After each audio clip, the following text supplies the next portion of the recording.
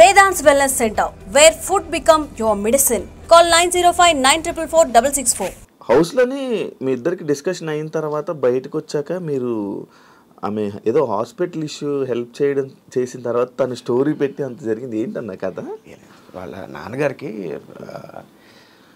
అనుకోకుండా మాట్లాడుతున్నప్పుడు వాళ్ళ మదర్ మాట్లాడారు. అమ్మ ఫోన్ చేసి ఇలాగా ఆయనకి బాగాలేదు, ఇలాగ మెడ్రాస్ వెళ్దాం అనుకుంటున్నాం, స్టంట్లు వేయాలన్నారు, చాలా రిస్కీగా ఉంది, చాలా కాస్ట్ చెప్తున్నారు. అదేంటి సరే నాకు అంటే మన జీవితంలో మనకి కొన్ని కొన్ని వరాలు దొరుకుతాయి. ఆ వరాలు ఏంటి అంటే దేవుడు ఇచ్చిన వరాలు ఏదో మ్యాజికల్గా అవి ఉండవు, మనుషుల రూపంలో ఉంటాయి. అలా నా జీవితానికి దొరికిన ఒక వరం ఆదర్శ్ అన్నపరెడ్డి అని ఒక డాక్టర్. ఆయన ఎవరో కాదు, మన సన్షైన్ గురువారెడ్డి గారి అబ్బాయి. అలాగే లిటిల్ సోల్జర్ సినిమాలో నా చెల్లిగా యాక్ట్ చేసిన బన్నీ కావ్య వాళ్ళ సొంత అన్నయ్య. సో తను నాకు చాలా చాలా ఇష్టమైన వ్యక్తి. ఇంకా అసలు అది ఒక వేరే లెవెల్. అది నాకు ఎంత ఇష్టమైన తర్వాత దాదాపు ఒక స్పెషల్ ఎపిసోడ్ చేయాలి మనం. సో తన ద్వారా నాకు అక్కడ డాక్టర్స్ చాలామంది కాంటాక్ట్ ఉంటాయి. లేదమ్మా నాకు ఇక్కడ తెలిసిన వాళ్ళు, నా ఫ్రెండ్స్ చాలా మంచి వాళ్ళు, నేను మాట్లాడతానని చెప్పి వాళ్ళతో మాట్లాడితే ఆయన అద్భుతంగా ట్రీట్ చేశారు.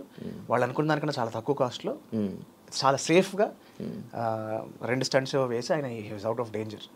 సో అది నేను చేశాను అనుకుంటుంది, నేను చేసిన డాక్టర్లు చేశారు, ఆదర్శ వాళ్ళు అయింది పని. అది అప్పటికి మీ ఇద్దరికి కొంచెం డిస్కషన్ హౌస్లో అది క్యారీ చేసేవాళ్ళని. దాని తర్వాత మంచిగా అనిపించింది, మంచి సర్కిల్ బాగా దిగితే కానీ బాగా పొగిడింది అన్న మీ గురించి. పొగిడిందంట? ఓకే.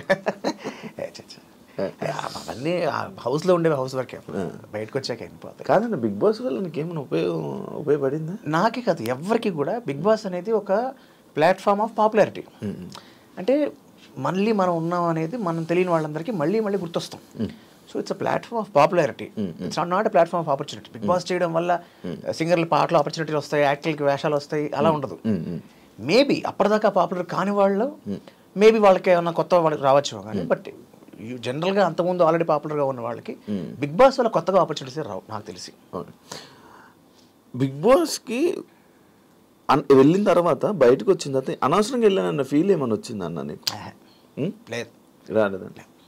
నేను చాలా ఎంజాయ్ చేశాను బిగ్ బాస్. మీరు ఎంజాయ్ చేశారు, బట్ బయట ఆడియన్స్కి లైక్ బాలాదిత్య ఏంటి ఇలా ఉన్నాడు అంటే కొంతమంది మంచిగా అనుకున్నారు, కొంతమంది అరే ఎందుకు ఇలా ప్రతిదీ టేక్ ఇట్ ఈజీ ఇలాగా లైట్ తీసుకోవడం, ఎందుకు ఇలా చేశారనే కొన్ని టాక్ కూడా మారింది. అంటే దానివల్ల ఏమైనా ఇబ్బంది అయ్యిందా నీకైనా బయట అనేది? ఎవరికైనా సరే బయటకు చూసుకున్న తర్వాత, అసలు నువ్వు కూడా బిగ్ బాస్కి వెళ్ళావు కాబట్టి ఒక విషయం చెప్తున్నా. What people see in Bigg Boss is real but not actual. తేడా ఉంది రెండింటికి.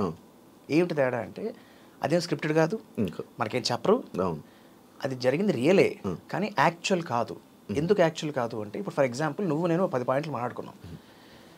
10 పాయింట్లు మాట్లాడుకోవడంలో ఫర్ ఎగ్జాంపుల్ ఈ వీక్ నన్ను లేపాలి, నువ్వు మాట్లాడిన 9 పాయింట్లు రాకుండా నా ఒక్కడి 9 పాయింట్లు వచ్చి నువ్వు చిరాకు లేచి వెళ్ళిపోయావు. ఆదిత్యన్న ఏం మాట్లాడాడబ్బా, అసలు శివకి మాట్లాడడానికి లేచి వెళ్ళిపోయాడు అని ఒక ఇంప్రెషన్ కలుగుతుంది. ఇప్పుడు ఇది రియలే బట్ యాక్చువల్లా కాదు. అంటే అన్నీ ఇలా చేస్తారని చెప్పట్లా, కుదరదు కూడా. ఒక్కొక్కసారి వాళ్ళకి కొంత చూపించాలంటే చాలా లేపాలి. ఆ ప్రహసనంలో ఏమవుతుందంటే చూసుకునే ప్రతివాడు ఇదేంటి నేను ఇలా కనిపించానా, ఇలా అయిందా, ఇది ఎలా అనిపించిందా అని ఒక షాక్లో బాధపడతారు. అది కొన్నాళ్ళు ఉంటుంది, అది ఎవరికైనా ఉంటుంది, నేననే కాదు ఎవరికైనా ఆ ఫీలింగ్ కనిపిస్తుంది తప్ప. బిగ్ బాస్ హౌస్లో చాలా మంచి విషయాలు ఉన్నాయి, చాలా నేర్చుకోవాల్సిన అంశాలు ఉన్నాయి. నేనే కదా, అగైన్ ఎవరికైనా సరే it all depends on how we take it. ఏ మనిషి కూడా సంపూర్ణంగా మంచివాడు కాదు, సంపూర్ణంగా చెడవాడు కాదు. ప్రతి మనిషి సమయాన్ని బట్టి సందర్భాన్ని బట్టి వాళ్ళ మంచితనం చెడతనం బయటపడుతూ ఉంటుంది. సో నన్ను ఇలా అనుకున్నారు అలా అనుకున్నారు, మనం ఒకళ్ళ గురించి అనుకుని ఒపీనియన్స్ ఫామ్ చేసిన వల్ల ఊరిగేది ఏమీ ఉండదు. సో నాకు అందుకనే నేను దానివల్ల పెద్ద ఏం ఎఫెక్ట్ అవ్వలేదు. అంటే మన ఐ డ్రీమ్ టిఎన్ఆర్ గారితో ఒక ఇంటర్వ్యూ ప్లాన్ అది ఉండే, ఏమైందన్న? యాక్చువల్గా నాకు అంటే ఇన్ఫాక్ట్ ఫస్ట్ ఐ డ్రీమ్ అనగా నాకు ముందు ఇప్పుడు ఆయన గుర్తొస్తాడు. ఎందుకంటే ఆయన పాపం I think if I'm not wrong, ఆయన కోవిడ్ టైంలో మే మంత్లో ఆయన కాలం చేశారు. నాకు మార్చ్లో ఫోన్ చేశారు ఒకసారి.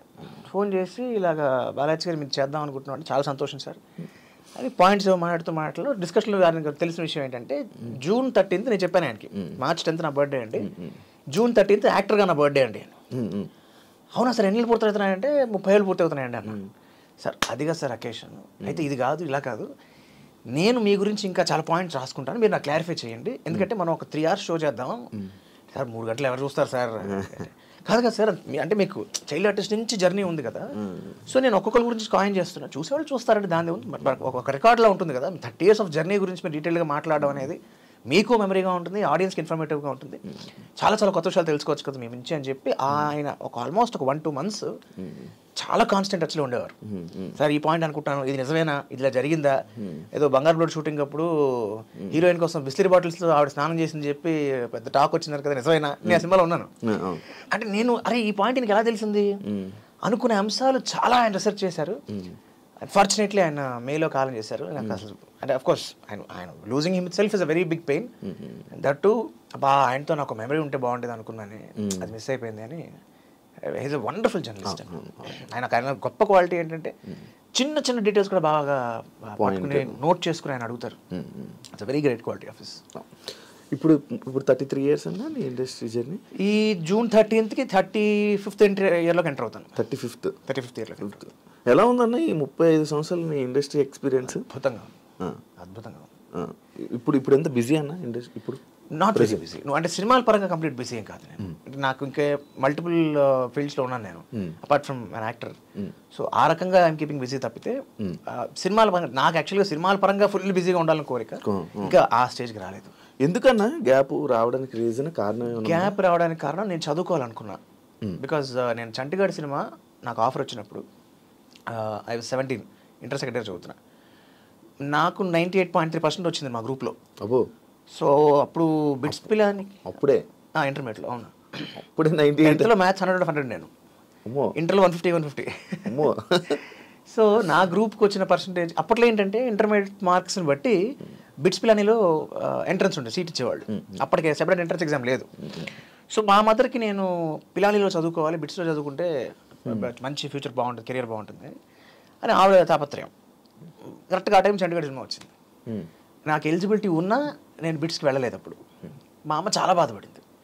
అరే నువ్వు చదువుకోవాలిరా, లైఫ్లో చదువు ఉండాలి, అది చదువు అంటే కేవలం డిగ్రీ కాదు, అది ఒక కాన్ఫిడెన్స్ ఇస్తుంది మనకి, చాలా విషయాలు తెలుసుకుంటావు, ఆ నాలెడ్జ్ కావాలి, ఆ ఎక్స్పీరియన్స్ రావాలి నీకు. పైగా చైల్డ్హుడ్ నీ 70% ఆఫ్ చైల్డ్హుడ్ నీకు స్కూల్ లేదు అసలు. సో యూ డోంట్ నో అసలు, నీకు అవగాహన కంప్లీట్ లేదు. అట్లీస్ట్ డిగ్రీ వరకైనా ఇంజనీరింగ్ వరకైనా ప్రాపర్గా చదువుకుని తర్వాత కొన్నాళ్ళు ఉద్యోగం చేసి అనుభవం తెచ్చుకుని డబ్బులు సంపాదించుకుని నీకంటే ఒక ధైర్యం తెచ్చుకుని దెన్ 25 or 26 అప్పుడు ఎంటర్ అవ్వు. ప్లస్ నీలో కూడా ఒక మ్యాన్లీనెస్ ఉంటుంది. చిన్న కుర్రాడు ఈ టైంలో ఇప్పుడు ఈ అబ్బాయి హీరో అంటే నేను అప్పుడు మై ఆన్సర్ వాజ్ రెండు చెప్పాను, అమ్మ నేను చిన్న కుర్రాడు అన్న విషయం నాకు తెలుసు, కానీ ఇప్పుడు చిన్న కుర్రాళ్ళే హీరోగా వచ్చి ట్రెండ్ నడుస్తుంది. అప్పుడు ఆయన మన ఉదయ్ కిరణ్, తర్వాత తరుణ్, ఆయన తారక్ అన్న అప్పుడప్పుడే ఫ్రెష్గా వస్తున్నారు. తనీష్ ఇంకా రాలి అప్పటికి, తనీష్ ఇంకా రాలి. తారక్ అన్న మన అల్లు అర్జున్ ఆయన అప్పుడే లాంచ్ అయ్యారు. సో సేమ్ ఇయర్ ఇన్ఫ్యాక్ట్ 2003 ఆయన కూడా. సో ఇప్పుడు నాకు ఈ ఆపర్చునిటీ వచ్చింది. కొన్నాళ్ళ తర్వాత ఈ ట్రెండ్ ఉంటుందో లేదో, అండ్ ఇక్కడ మనకేమీ వెనకాల ఎవరు లేరు మనల్ని పెట్టి సినిమాలు తీయడానికి. So this is the right opportunity నా ఉద్దేశం. రెండో విషయం అంటే నేను ఇప్పుడు చదువుకోవట్లేదని ఫీల్ అవుతున్నాను కదా, at any point of time in my life నేను ఒక ప్రాపర్ క్వాలిఫికేషన్తో నా లైఫ్ నేను ఫుల్ఫిల్ ఇట్, నేను ఇచ్చిన మాట నిలబెట్టుకుంటాను అని చెప్పడం వల్ల నేను 1940లో గ్రామం అనే సినిమాకి నేషనల్ అవార్డు వచ్చింది.